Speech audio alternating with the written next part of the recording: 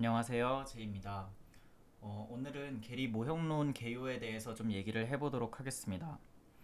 계리 모형론 처음 공부하시는 분들도 한번 들어보면 좋을 것 같고, 사실 어느 정도 계리 모형론 공부한 상태에서 내가 지금 어떤 것들을 공부하고 있는지, 얘네들 공부해가지고 어디에 어떻게 나중에 써먹을 수 있는지에 대해서 좀 알아보고 싶다면, 중간에 한 번 정도 들어봐도 좋을 것 같아요.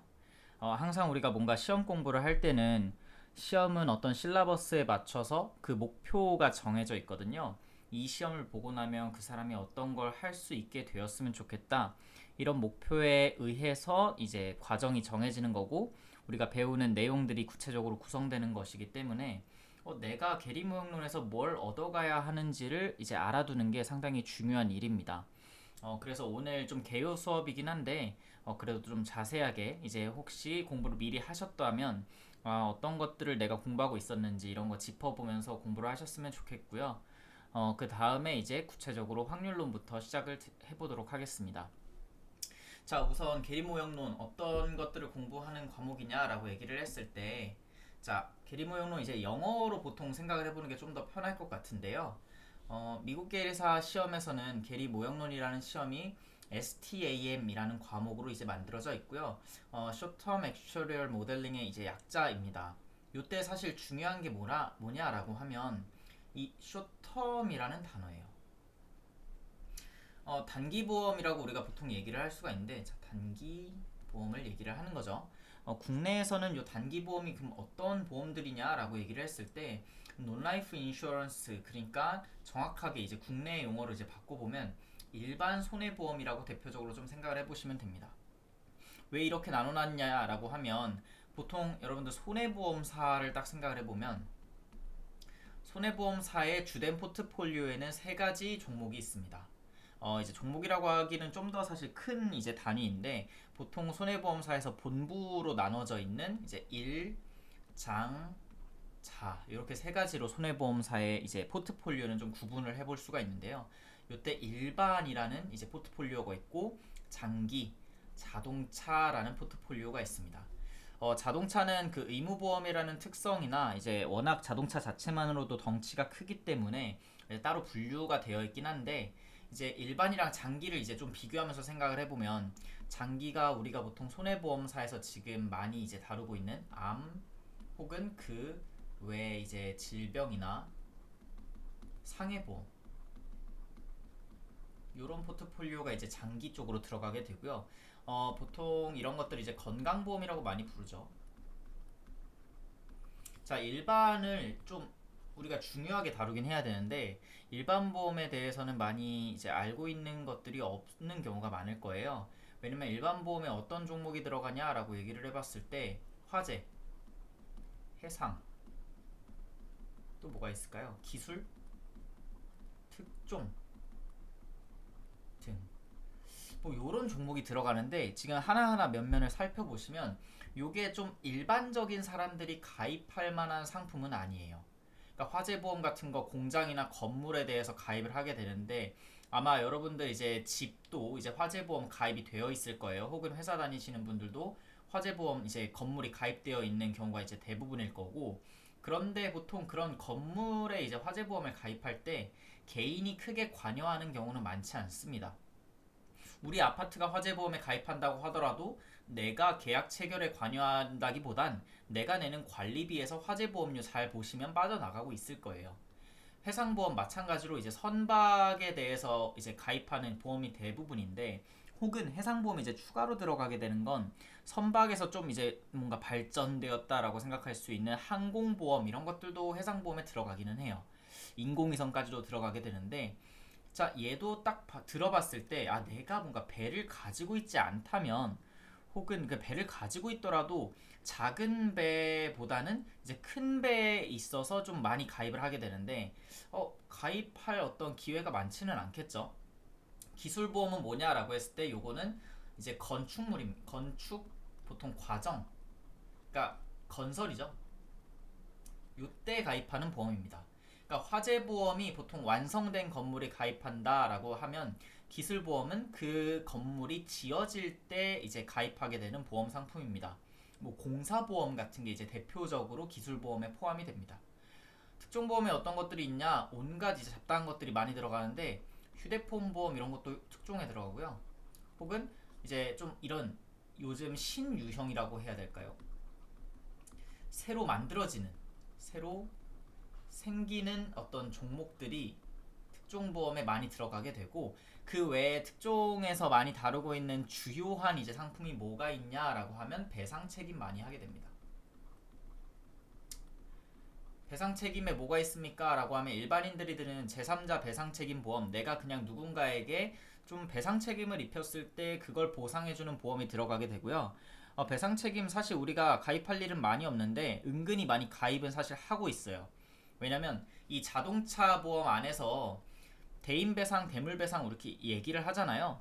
보통 자동차의 6개 담보 중에 대표적으로 의무보험으로 가입해야 되는 게 대인, 대물인데 요 대인, 대물 뒤에 붙은 배상 책임이라는 게 결국 누군가에게 내가 자동차로 피해를 입혔을 때 보상을 해주는 보험이라는 뜻을 가지고 있기 때문에 요런 것도 배상 책임 보험에 포함이 됩니다, 사실은. 자, 근데 이것만 전문적으로 하는 게 이제 배상책임보험 특종에서 이제 다루고 있는 것들이 되겠고요. 일반적인 배상책임도 있고 플러스 전문인 배상책임도 많이 다루고 있습니다. 전문인 배상책임 같은 경우에는 뭐 우리가 전문직이라고 얘기하는 회계 혹은 뭐 의사도 되겠고 변호사 뭐 이런 분들은 자신이 이제 맡아서 일을 하는 과정에서 전문가기 때문에 어느 정도 그 일의 퀄리티나 완성도에 책임이 있어요. 그러니까 내가 회계를 이제 맡아서 한다고 열심히 했는데 그러면 기업은 회계를 맡길 때 어느 정도 돈도 지불하면서 그의 전문성에 막 기대는 건데 회계 처리가 잘 안 되어 있어요. 그러면 그것 때문에 나중에 문제가 생겼을 때 그에 대한 배상 책임을 청구할 수가 있고 그런 것들을 이제 좀 이제 보험금으로 해결해 주는 게 전문인 배상 책임 보험에 포함이 됩니다. 자, 좀 간단하게 하나하나 설명해 드렸는데 얘네들 이제 딱 생각해 보시면 일반적으로 가입하기는 좀 어렵겠죠. 여기서 일반적으로라고 하니까 좀 일반 보험이랑 위배되는 느낌이어서 요거 지우고 이렇게 얘기하겠습니다. 가게가 가입하는 게 아닙니다. 보통 기업성 이제 보험의 성격을 띠게 되고 보통 이제 사람들이 암보험, 상해보험 혹은 종신보험 이런 걸 가입한다고 했을 땐 가게성 보험의 어떤 영역에 속하게 될 수 있는데 자, 여기서 얘기하는 일반 보험은 그런 상품이 아닙니다. 그래서 법적으로는 어떤 것들을 얘기하고 있냐면 자, 기간으로 보통 많이 얘기하는데 1에서 3년 이내에 이제 만기가 정해지는 그런 상품을 일반 보험 상품이라고 얘기를 하게 됩니다. 그래서 얘가 쇼텀이 되는 거예요. 자, 그래서 많이 다룰 일이 없기 때문에 좀 생소하기도 하고 실제로 이거 모형론 공부하고 나서 여러분들 이제 보험회사에 가게 되면 보통 대부분의 보험사는 손해보험사든 생명보험사든 다 이런 가계성 보험을 주로 팔고 있습니다. 일장자, 손해보험사 같은 경우에는 일장자라고 나누기는 하지만 그럼에도 장기가 가장 크고요. 자동차는 전통적으로 좀 큰 포션을 차지하고 있고 일반은 항상 가장 작습니다. 딱 봐도 화재 해상 기술 특종, 건물, 배, 뭐 건설 그리고 배상 책임 이런 건강보험 상품보다 현저히 건수가 작겠죠. 매출 규모도 작을 거고 그래서 좀 메이저 어떤 포션을 차지하지는 못합니다. 그래서 좀 생소하게 느껴지실 수가 있고요. 좀 더 얘기를 한번 해보게 되면 자, 얘네들 특징이 그럼 뭐가 있냐 이거예요. 자, 일반 손해보험, 그러니까 단기보험에 대해서 우리가 공부를 하는 게 계리 모형론이라고 얘기를 했으면 과연 단기보험은 어떤 특징을 가지고 있냐라고 했을 때 첫 번째로 나오는 얘기가 바로 심도가 정해져 있지 않다는 겁니다. 시비리티가 이제 심도를 얘기하는 건데 심도 그냥 간단히 얘기하면 그냥 손해액이에요. 손해액의 크기가 결정되어 있지 않다. 상수가 아니다. 무슨 말이냐? 이거 좀 비교를 하면서 생각해보면 편한데 자, 장기보험 쪽에서 암보험 이런 거 생각해보면 가입금액 정해져 있죠.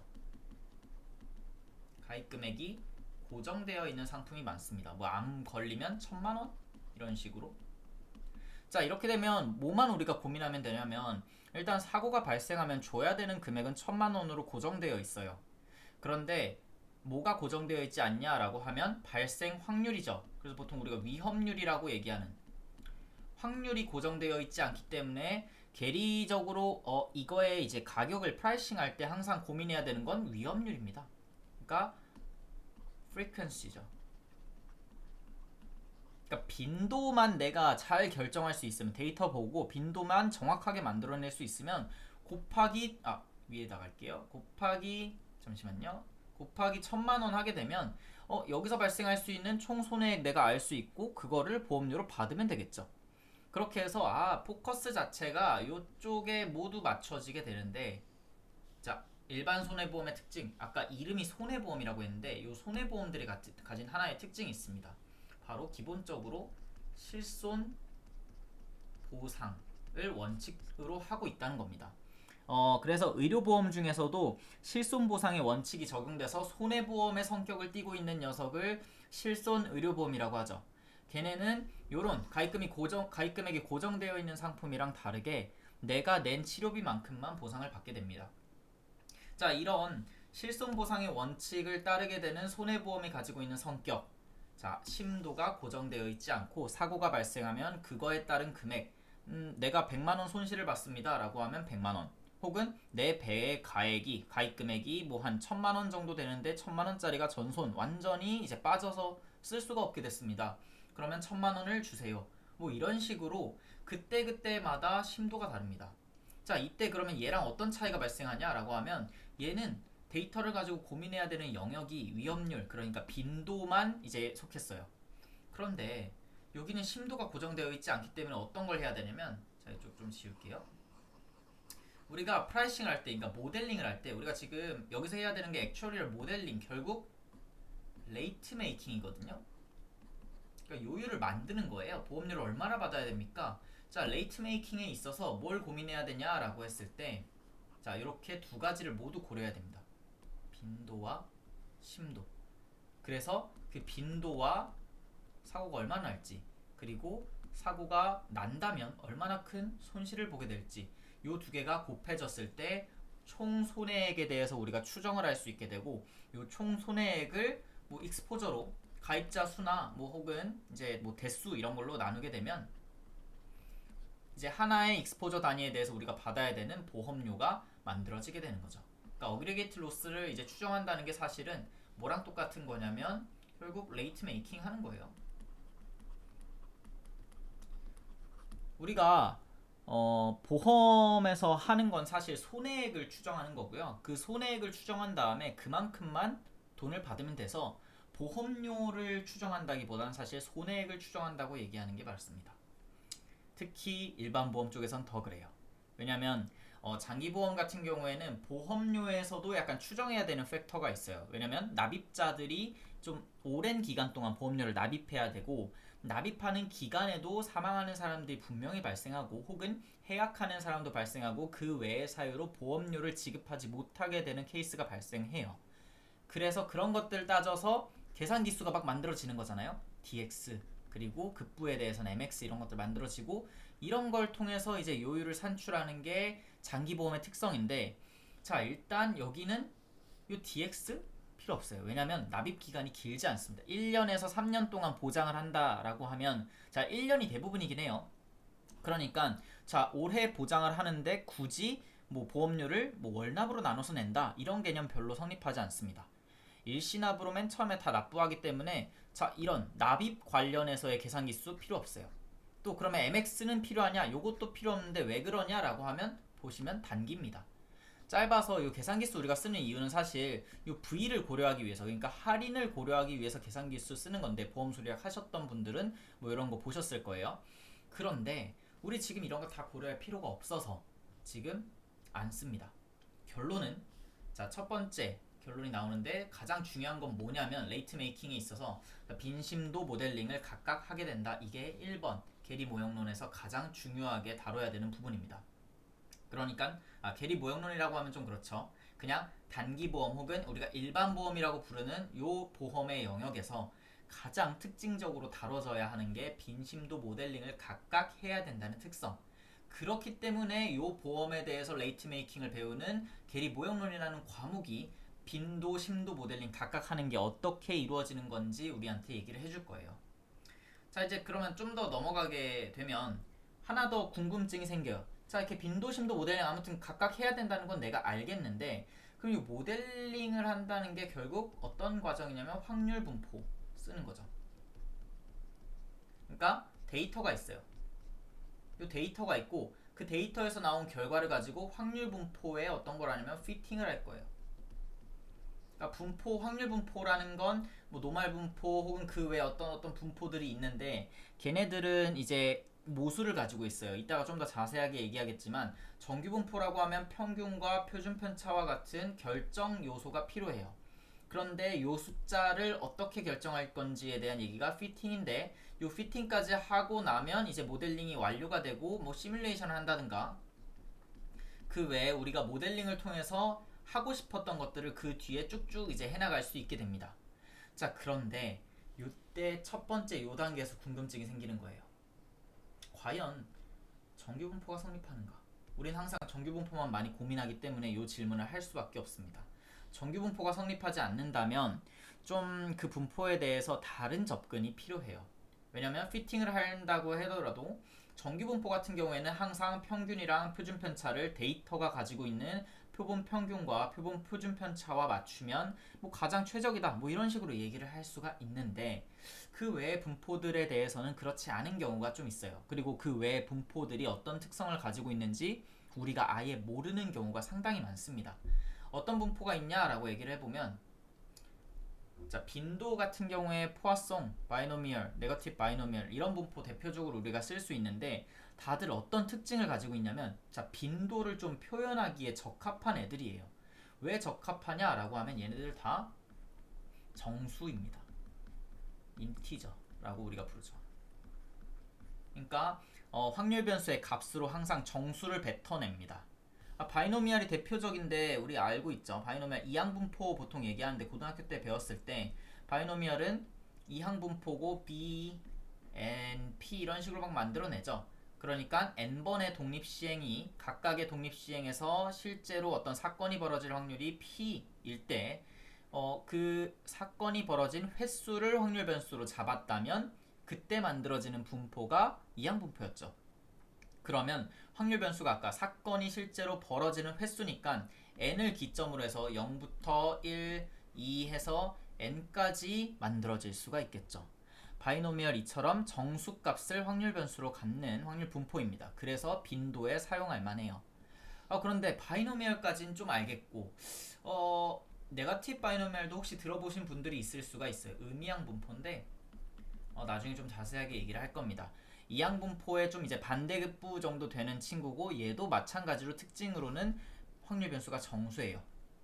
그리고 뭔가 보험이나 통계 같은 거 좀 공부하셨던 분들은 포화송 분포에 대해서도 좀 들어봤을 거예요.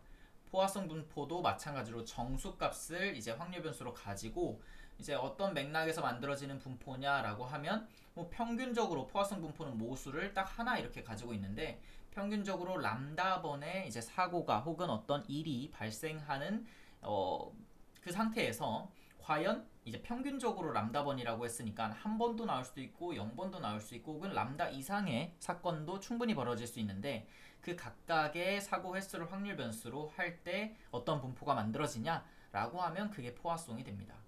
자, 아무튼 이런 것들 나중에 좀 더 자세하게 얘기를 하겠지만 빈도에 대해서는 요런 애들, 요런 특징을 가진 애들이 쓰이는구나 하고 자, 심도는 또 어떤 특징을 가진 애들을 대표적으로 꼽아볼 수 있냐면 자, 아까 정규분포 일단 잠깐 얘기를 했었는데 정규분포는 사실 심도분포에 그렇게 적합하지는 않습니다. 자, 노말분포가 왜 적합하지 않냐라고 하면 노말분포 어떻게 생겼죠? 이렇게 생겼습니다.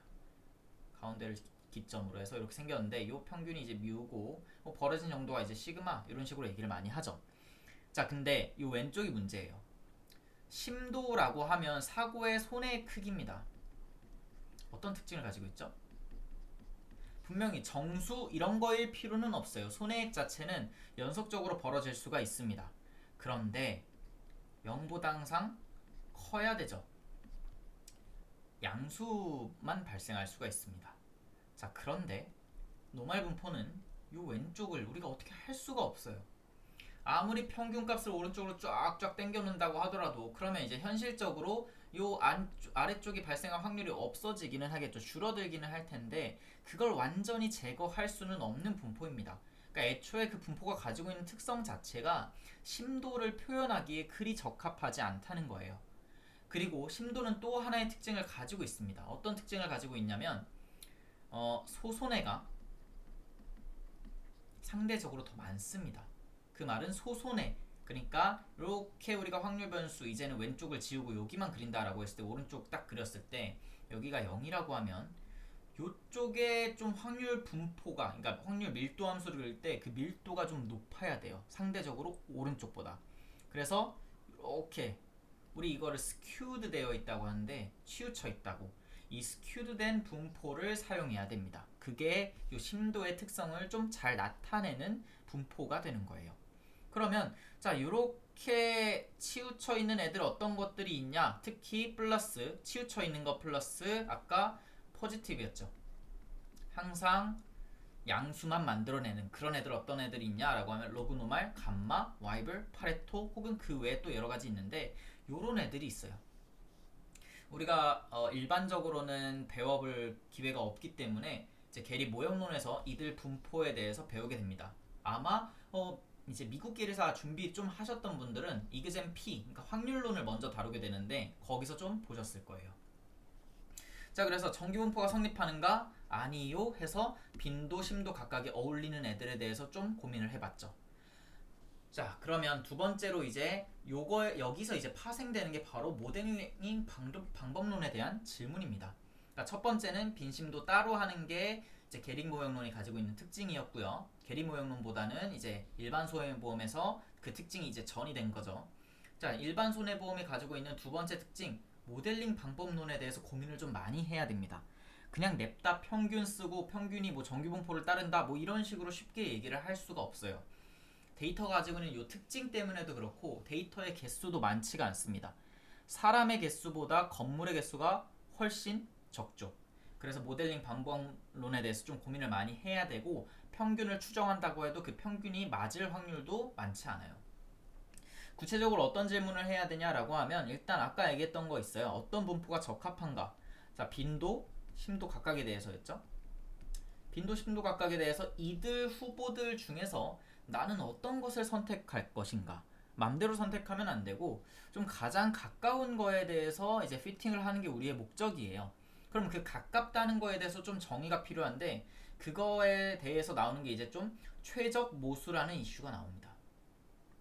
분포 자체의 종류도 결정을 해야 되지만 하나의 분포가 결정이 되었다면 아까 노멀 분포는 이 평균과 표준 편차라는 모수 파라미터를 가지고 있는데 다른 분포도 마찬가지예요. 포화송 아까 람다라는 파라미터 가지고 있었죠. 로그 노말 똑같이 로그를 취한 상태에서의 어떤 평균과 표준 편차의 변수를 가지고 있고요. 감마도 마찬가지로 두 개의 파라미터를 가지고 있습니다. 알파, 뭐 세타 이런 식으로 우리가 많이 표현하는데 이런 식으로 파라미터를 한 두 개씩 가지고 있는 애들이 상당히 많아요. 그러면 얘네들의 파라미터가 과연 몇이 결정이 되어야 우리가 가지고 있는 데이터와 가장 가까워지느냐? 요 질문이 있어요. 요게 두 번째 이제 모델링 방법론에서 나오는 두 번째 질문이고요. 자, 그 다음에 그 분포는 유의성 검정을 통과하는가? 자, 유의성 검정이라고 하면 어떤 질문을 하는 거냐면 자, 내가 분포 결정했어요. 뭐 빈도는 포화송 쓰고 심도는 로그노말 쓰겠다 라고 분포를 결정을 했는데 그 다음에 포화송의 람다는 뭐 몇이 돼야 되고 로그노말의 평균과 표준편차 요 변수는 또 몇과 몇이 되면 내가 가지고 있는 데이터와 가장 유사합니다. 뭐 이런 것까지 최적화까지 맞췄어요. 1번, 2번 결정을 했는데 그럼 그 다음에 이런 질문이 들어와요. 아, 그러면 너가 가지고 있는 데이터 하에서 지금의 분포, 포화성과 로그노말 그리고 그 파라미터 하에서 가장 최적이라는 거는 내가 이해하겠는데 아무튼 그 최적인 그 녀석은 충분히 지금 우리가 그 분포가 우리의 데이터와 적합하다 혹은 비슷하다고 얘기를 할 수가 있어? 걔도 너무 먼 거 아니야? 라는 질문을 받을 수가 있어요. 그러니까 우리가 이 분포를 사용해서 피팅을 했을 때 그 분포가 앞으로 이 데이터를 시뮬레이션하기 좀 적합한가? 충분히 가깝다라고 얘기를 할 수가 있는가에 대한 질문이 유의성 검정을 통과하는가에서 이제 이루어집니다. 사실 모형론에서 많이 나오지는 않는 것 같아요. 왜냐면 유의성 검정이라고 하는 거는 좀 더 길고 복잡한 그리고 생각보다 이제 배워야 될 게 많은 내용이라서 우리가 계리 모형론에서 요거까지 다 커버하기는 조금 어렵고, 미국 계리사 시험에서도 요 파트는 스템에서 다루지는 않고 스템에서 좀 떨어져 나와가지고 뭐 SRM이나 그 뒤에 뭐 PA라는 다른 과목에서 좀 더 공부를 많이 하게 됩니다. 자, 그 다음에 또 어떤 것들이 아무튼 있냐라고 하면, 그렇게 얻은 결과의 신뢰도가 얼마나 되는가, 이거 좀 중요해요. 신뢰도. 실제로 이제 스템이나 혹은 계리 모형론 교재 보시면 가장 이제 주된 비중을 차지하는 게 바로 이 신뢰도에 대한 이슈입니다. 신뢰도. 이따가 바로 다시 얘기를 할 텐데, 신뢰도라는 거 우리가 이 데이터에서 나온 결과를 얼마나 믿을 수 있냐라는 질문이에요. 얼마나 믿을 수 있냐라는 질문은 그 데이터에 얼마나 큰 가중치를 부여해서 평가할 수 있는가라는 질문과 통하게 되고요. 이때 그 신뢰도를 부여하는 게 완전히 뭐 정답이 하나 있는 게 아니에요. 방법론이 꽤 여러 개 있고, 그 방법론 하나하나에 대해서 여러분들이 어떤 원칙에 의해서 만들어진 방법론이고, 실제로 그걸 쓰려면 어떤 계산 방식이 필요한지 이런 것들 직접 해보게 됩니다. 자, 그래서 크게는 두 가지. 손해보험이 가지고 있는 성격 때문에 발생하는 특징. 특징 뭐가 있냐면 빈심도 모델링을 각각 하게 되고요. 모델링 방법론에 대해서 우리가 좀 더 많은 고민을 해야 되는데, 여기서 나오는 이제 질문들이 분포가 적합한가, 최종 모수는 어떻게 결정되는가, 이 결정 방법도 신뢰도와 마찬가지로 좀 여러 개가 있고요. 하나하나에 대해서 설명도 할 줄 알아야 되고 직접 계산도 하실 줄 알아야 됩니다.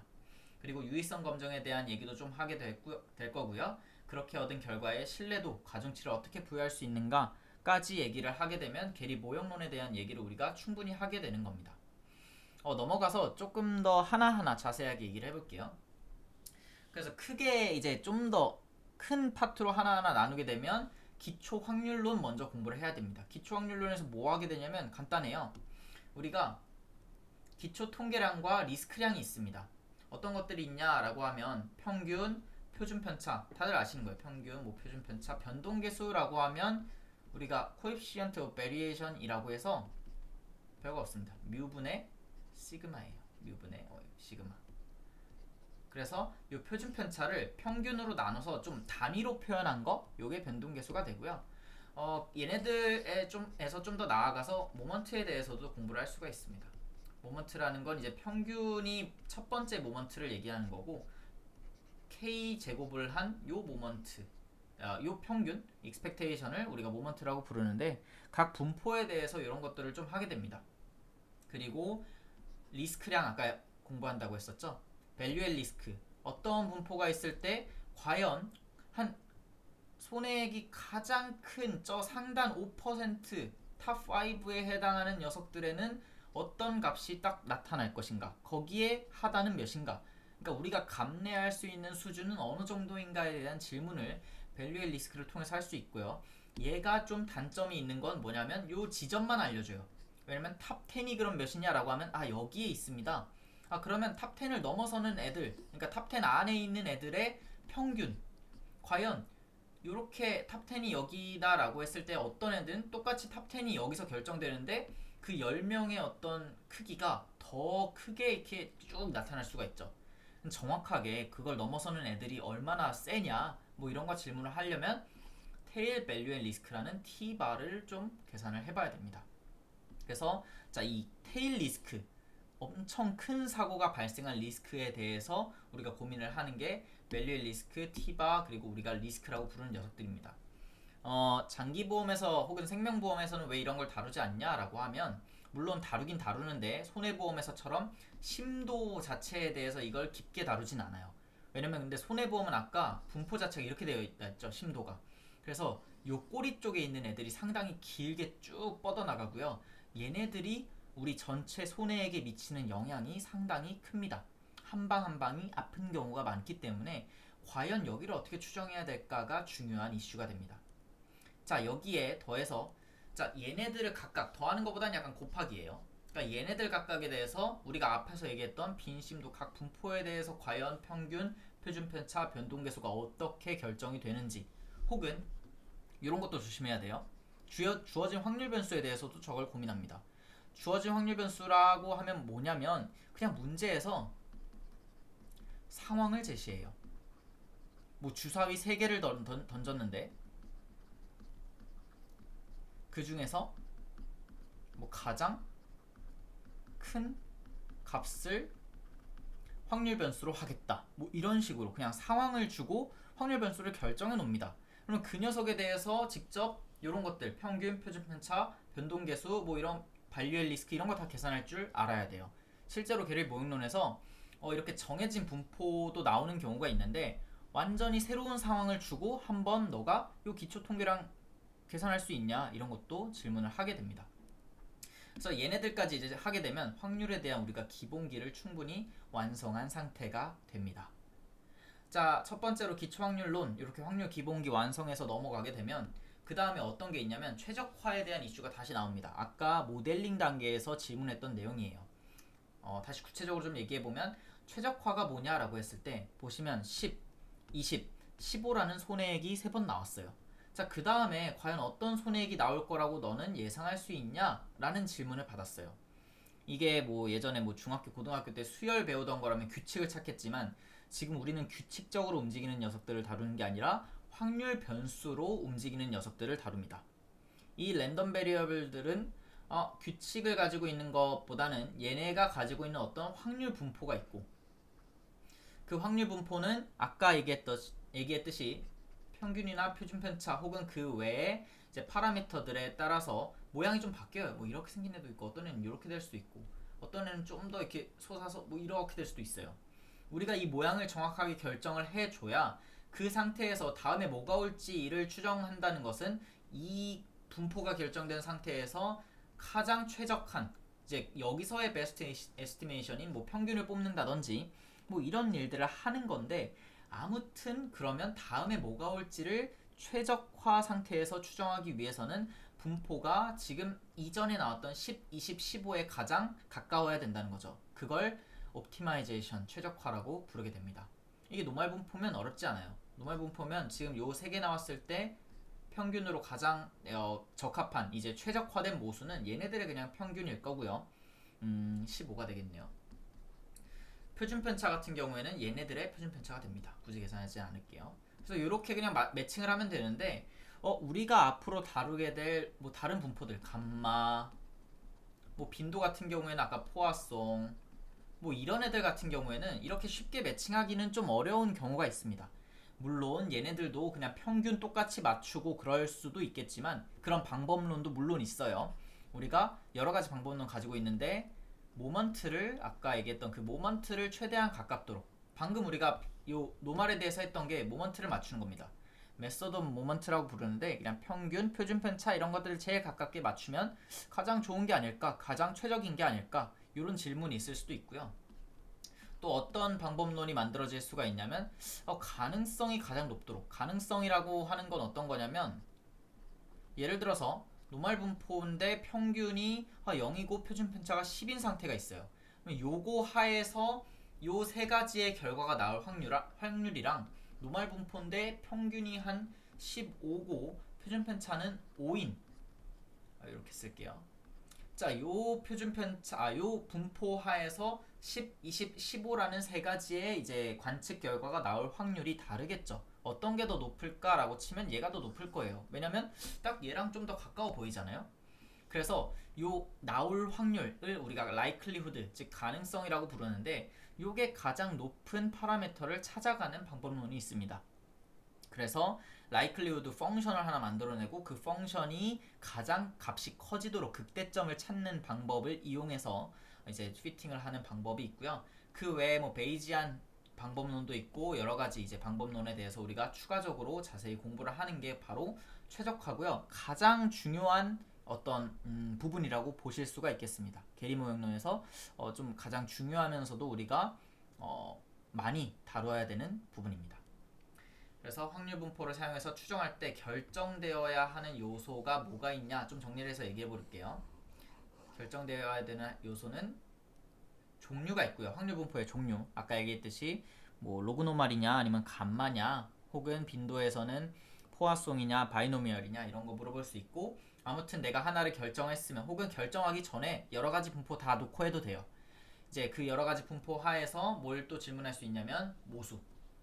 과연 어떤 모수를 설정을 해야 현재 데이터와 가장 가깝습니까? 라는 질문에서 나오는 게 바로 최적화입니다. 자, 최적화 넘어가게 되면 이제 신뢰도 나오게 되는데요. 이 신뢰도에 대해서 좀 중요한 게 뭐냐면 표본조사 같은 거 할 때 우리가 그리고 고등학교에서 공부하게 되면 신뢰도 한번 배우게 되는데 그 신뢰 구간이랑은 좀 다른 의미를 가져요.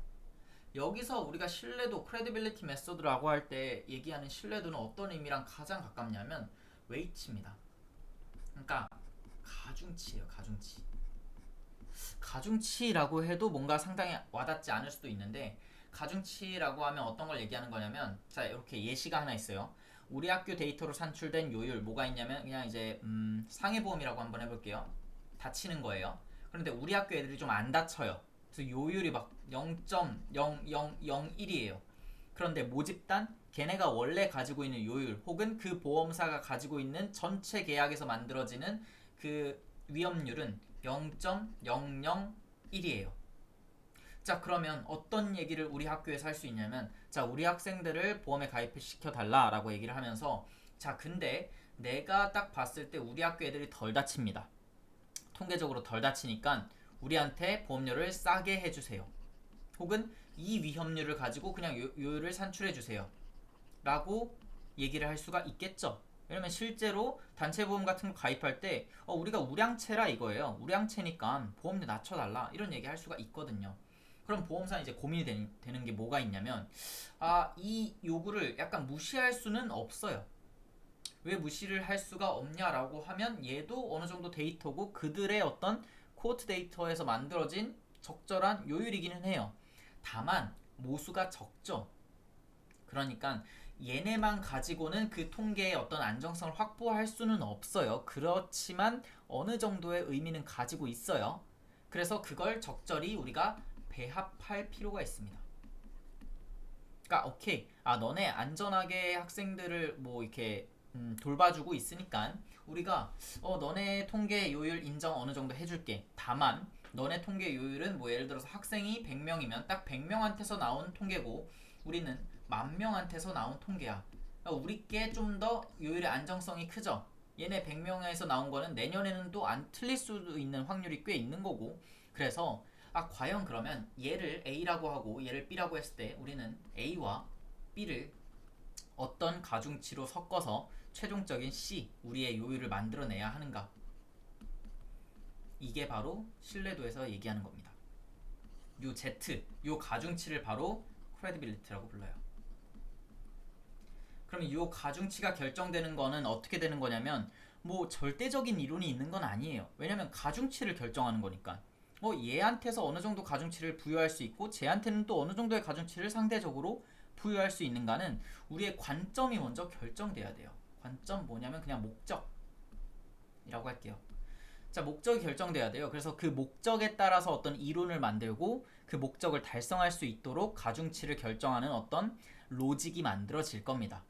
그래서 한 세 가지 정도, 크게 세 가지 정도의 이 목적 혹은 거기서 만들어지는 방법론이 있을 거고 뭐 고전적 신뢰도 혹은 limited fluctuation, 그러니까 변동을 좀 제한하는 그런 방법이 있고 빌만이라는 사람이 만든 신뢰도가 있고 또 베이지안 메소드도 배울 거예요. 빌만이랑 베이지안은 어느 정도 유사한 면이 있는데 그거에 대해서는 나중에 요 신뢰도 방법을 공부할 때 추가적으로 말씀드리도록 하겠습니다.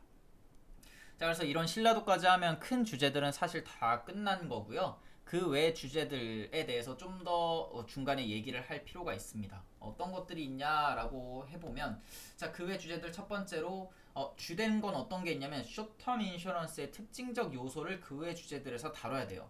일반 보험이 가지고 있는 특성, 아까 제가 크게 두 가지, 빈심도 모델링 따로 하는 거랑 그 모델링 과정이 상당히 중요해진다. 뭐 분포를 원래 쓰던 거 못 쓰고 최적화 단계가 필요하고 신뢰도도 적용해야 된다. 뭐 이런 것들이 들어간다라고 했는데 그 외에 그냥 이 보험 자체가 가진 어떤 특징적 요소가 있어요. 뭐가 있냐면 지급준비금에 대한 이슈가 발생합니다. 지급준비금은 뭐냐면 발생 이렇게 얘기할게요. 사유는 발생했어요. 어떤 사유? 지급 사유. 보험금 줘야 돼요. 왜냐면 뭐 차 사고가 났거나 자동차 사고라고 얘기를 할게요. 자동차 사고는 났어요. 그런데 보험금의 확정이 안 된 거예요. 왜냐면 자동차 사고가 났는데 아까 실손 보상의 성격을 띈다고 했잖아요. 내가 대인 배상 혹은 대물 배상을 해줘야 되는데 이 사람이 얼마나 다쳤는지, 이 차는 얼마나 찌그러져서 나중에 고치게 되면 돈이 얼마나 들어가게 될지를 잘 몰라요, 지금은. 이거는 시간을 들여서 확정되는 요소인 거죠. 그래서 현재 시점에 사고는 났는데 얘가 쭉 가서 마지막에 도대체 얼마가 될지를 알 수가 없기 때문에, 그러면 현재 시점 일단 났으니까 보험금이 나중에 나가게 되겠죠. 그럼 이 나갈 거를 예상을 해서 부채로 적립해 놔야 돼요. 이걸 지급 준비금이라고 합니다. 그래서 뭐 대표적인 애들로 케이스 리저브가 있고요. 개별 추상금이라고 우리가 부르는 거, 그리고 IBNR이 있습니다. Incurred but not reported라고 해서 발생은 이름 그대로예요. 발생은 했으나 보고가 되지 않은 그런 사고 금액에 대해서 우리가 부채를 쌓아야 된다. 뭐 이런 게 바로 지급준비금의 주된 항목을 구성하게 됩니다. 개별 추상금 같은 경우에는 사고가 발생했을 때 손해사정사가 딱 가서 그냥 그 손해사정인이 보고 대충 이 정도 지급될 것 같습니다. 이렇게 얘기를 하는 거예요. 얘네들은 나중에 구체적으로 한번 더 얘기를 해보도록 하겠습니다. 왜냐면 지급준비금이 손해보험사의 주된 이제 부채 요소긴 한데, 보험사의 주된 부채 요소라고 하면 이 롱텀 쪽에서 만들어지는 부채를 빼놓을 수가 없어요. 여기서 뭐가 만들어지냐면 보험료 적립금이 있거든요. 보험료 적립금 뭐냐면 롱텀에서 우리가 평균보험료 쓰죠. 근데 위험률은 이렇게 올라가죠. 그러면 요 앞에서 쌓아서 뒤에서 붙는 형태가 되는데, 거기서 발생하는 부채가 바로 보험료 적립금입니다. 그래서 요것도 있고, 사실 미경과 보험료라는 하나의 부채 항목도 더 있고, 그 외에 뭐 배당 같은 거 있는 경우에 그 배당에 대한 요소도 쌓아야 되고, 이런 보험사가 쌓아야 되는 여러 가지 종류의 부채가 있는데, 이런 것들 사실 한 번에 묶어서 보험 부채로 정리를 해보는 게 좋아요. 보험 부채는 어떤 것들이 있습니까? 라고 물어봤을 때 이러이러한 것들이 있습니다. 그리고 각각은 이런 성격에서 발생하는 것들입니다. 라고 정리를 할 수 있는 게 좋고, 얘네들은 리관 시험에서 많이 다루게 됩니다. 그래서 물론 리관에서 주된 이제 이슈가 되긴 하지만, 우리가 쇼텀 인슈런스의 프라이싱을 하려면 요 보험 부채 중에 특히 지급준비금에 대해서는 알 수밖에 없어요. 알아야 돼요. 그렇기 때문에 그냥 중간에 제가 한번 시간을 내서 이 리관 요소 중에 보험 부채에 대한 건 한번 정리를 해드리도록 하겠습니다. 그리고 또 어떤 특징적 요소가 있냐라고 하면 로스 디벨롭먼트인데, 요거 사실 지급준비금에서 이어지는 녀석이에요. 왜냐면 아까 사고가 발생했는데 지금은 100만 원이 지급됐어요. 근데 나중에 한 1000만 원까지 올라갈 수 있는 거죠. 그러니까 사고 금액이 올라갈 수가 있어요. 그 사람이 병원에 오래 있으면 오래 있을수록, 혹은 자동차를 고치다 보니까 더 많은 금액이 나갈 수도 있죠. 자, 이렇게 처음 나왔던 클레임보다 실제로 종결됐을 때의 클레임 금액이 많이 커질 수도 있고, 혹은 처음에 너무 과하게 어떤 추정을 해놨다면 줄어들 수도 있어요. 생각보다 지급이 덜 됐네, 이런 식으로 했을 때. 자, 아무튼 우리가 최종 손해액을 추정해야 됩니다. 그래서 처음에 발생됐던 요 로스 혹은 요 클레임을 진전시켜야 돼요. 진전. 100을 가지고 1000을 예상해서 부채를 적립해야 되는데, 과연 그 예상하는 방법에는 어떤 것들이 있는지 요런 것 좀 얘기를 해보도록 하겠습니다. 사실 요 진전하는 방법론이 예전에는 좀 주된 이제 게리 모형론에서 종종 등장했던 시험 문제가 됐었는데, 어느 순간부터는 게리 모형론에서 좀 이제 뒤로 밀려나서 빠져나가게 돼가지고 그냥 간단하게만 설명을 드리도록 하겠습니다. 어차피 지급준비금의 이제 원인이 되는 거죠. 그러니까 지급준비금이라는 항목을 실제로 계산할 때 요걸 쓰는 거예요. 그러니까 100을 가지고 로스 디벨롭먼트 어떤 메소드를 통해서 막 이렇게 열심히 추정을 해서 아마 이거 끝까지 가면 1000 나갈 것 같습니다 라고 누가 얘기를 해요. 그러면 앞으로 차이가 900이죠. 자, 900을 지급준비금으로 쌓으면 됩니다. 보통 일은 이런 식으로 이루어집니다. 자, 그 다음에 또 어떤 것들이 있냐라고 하면 디덕터블이랑 리밋이 있어요. 이거는 손해보험의 정말 중요한 특징이에요. 왜 여기서 중요한 특징이냐면 손해보험이 아까 얘기했듯이 실손 보상의 성격을 띠고 있기 때문에 그래요. 그러니까 실손 보상의 성격을 띠고 있으면서 가액이 고정이 안 되어 있다는 뜻이거든요. 그러니까 내가 가지고 있는 건물이나 배나 뭐 그 외에 어떤 자산의 가치가 사실 왔다 갔다 해요. 내가 공장 가지고 있는데 경기가 안 좋아서 그 공장이 잘 안 돌아가면 사실 그 공장이 가지고 있는 가치는 좀 평가절하되는 거죠.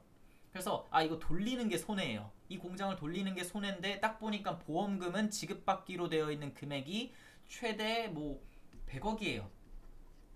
그리고 내 공장의 가치는 원래 맨 처음에 100억이어서 100억으로 가입한 건데 지금 딱 봤더니 한 80억밖에 안 돼요. 그러면 불태우는 게 이익이죠.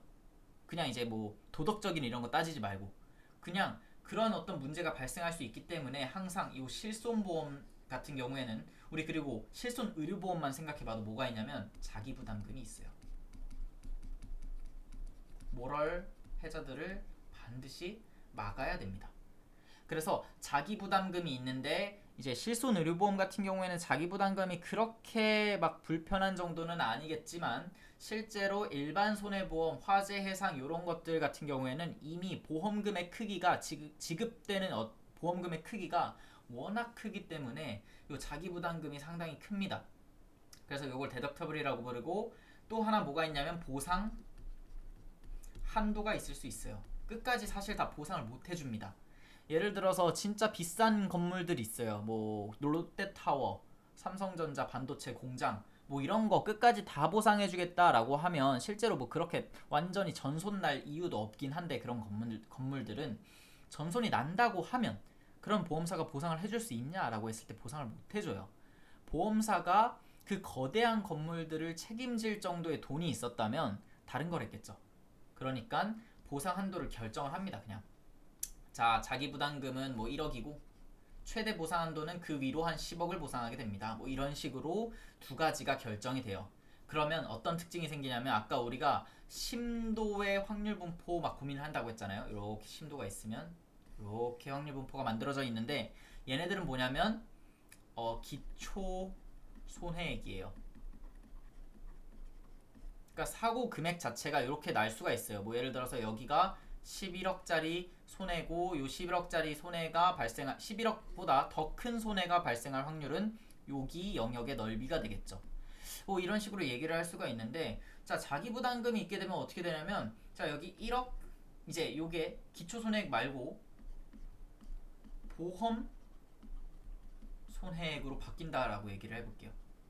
확률 분포가 바뀝니다. 같은 확률 분포를 처음에 가져가더라도 자 0부터 1억에는 누적 확률 분포가 사라지겠죠. 자기 부담금 1억이니까 알아서 해야죠.